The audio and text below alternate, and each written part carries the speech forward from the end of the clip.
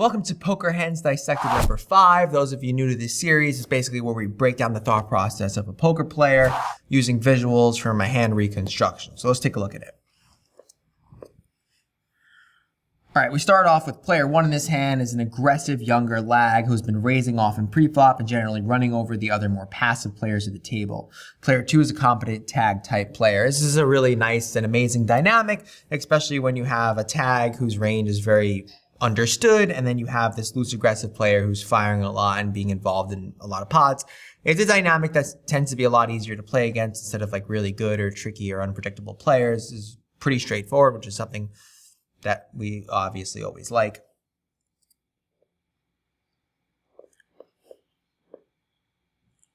We get pocket queens and a button, very deep.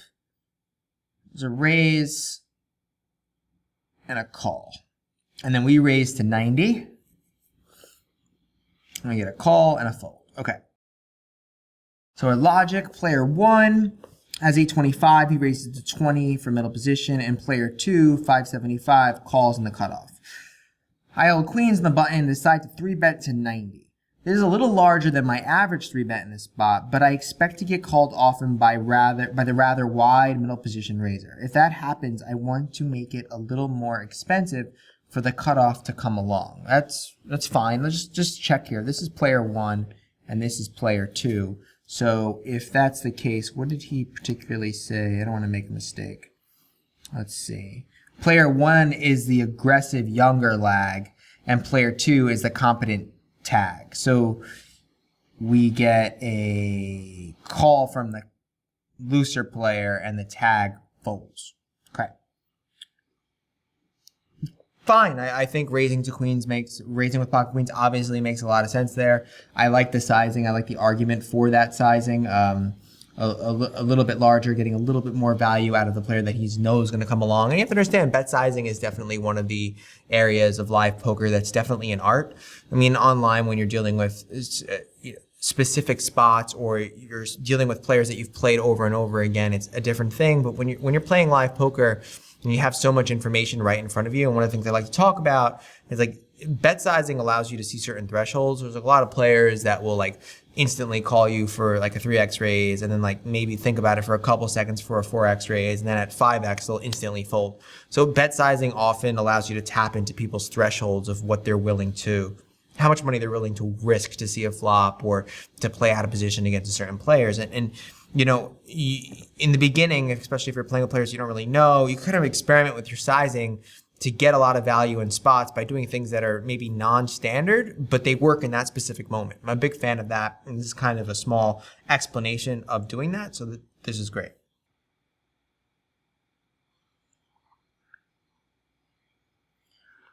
Flops 8-7-2, 8-7-2. All right, so the middle position player checks, and I elect to check behind. I understand that most people will c-bet this board almost 100% of the time when the middle position player checks. I agree, you're going to see a large c-bet percentage based on the dynamics of the pre-flop raise and on that ace on the flop, definitely.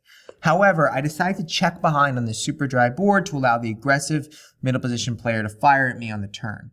My thinking is that I'm more likely to get value by bluff catching the turn than I am by trying to bet into him on the ace high flop. All right, so for those of you who are new to the game or don't really understand this game, you have to understand that the goal of a specific hand is to get as much value as possible, right? And what this player is saying is that his opponent is likely to make more money over time if he checks here, because his opponent gives his opponent the opportunity to bet and him to catch bluffs with his queens or his pocket queens, as opposed to betting and just getting him to fold, which I actually agree with. Now, for a lot of players that are, you know, uncomfortable post flop, I would kind of go with c-betting this board. And there's a lot of players, especially with like against a really loose aggressive player. You know, I always talk about poker being a game there's versions of the game that are right for you to play based on where you are financially, based on where you are in your ability to think at the table. And for a lot of players in this specific spot, if there's a check and a check back, and then all of a sudden they face a lot of aggression on the turn and river, they're not going to catch any bluffs because they're always afraid that the opponent has some sort of ace X type hand. And what you're really thinking at a conceptual level is that, yeah, the opponent has a hand that beats me this percentage of the time, but they have a hand that I beat a much larger percentage of the time. So yeah, every once in a while you're going to run into an ace X hand, but over the distribution of time, over time, you make more money by electing to choose a different line. Now that's all predicated on your ability to make that call on the turn or river when they do fire on the turn or river. So some players will take these more passive, tricky kind of lines, and then when push comes to shove and they're actually in the thick of it, they can't make the call. And and this player seems to have the capacity to do that. So I like this logic. I like checking behind. Based on his reads on his opponent, I think it's fine. And it's a different way to play the hand. And I think it's fine.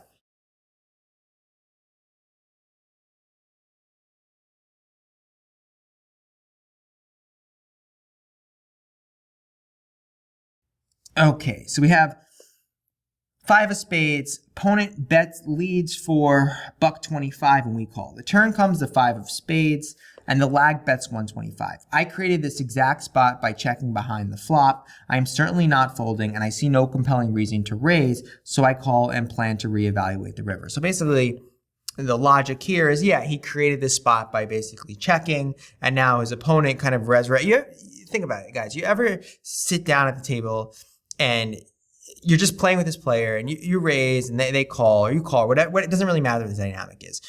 But you get into a situation where you kind of feel like they don't have much, and then maybe they take an action, like they check the flop, and you're like, I don't really think this player has that much.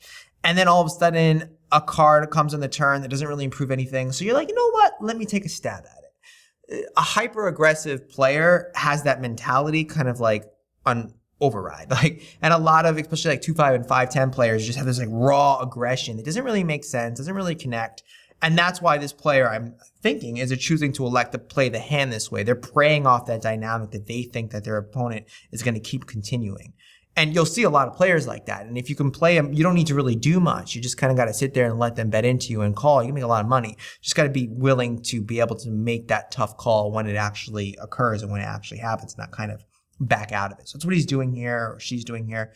And I think it's fine. I still like this line. I like this logic. I don't really find that much of a problem with it based on the language of this player. I think this player might have the capacity to do that. So the language they're describing, the things that they're saying, I'm fine with playing the hand this way.